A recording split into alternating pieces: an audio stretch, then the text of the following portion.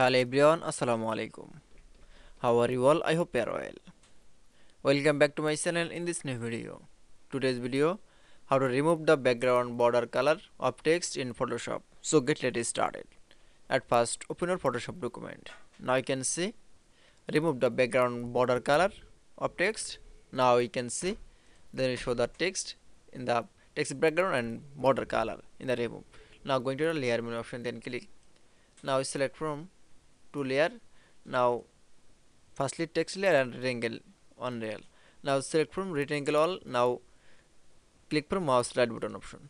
Now going to the blending option. Now select. Now click from stroke option. Now remove the stroke. Now click OK. That it's. Now you can see remove the background border color of text in Photoshop document is very easily. I hope to enjoy the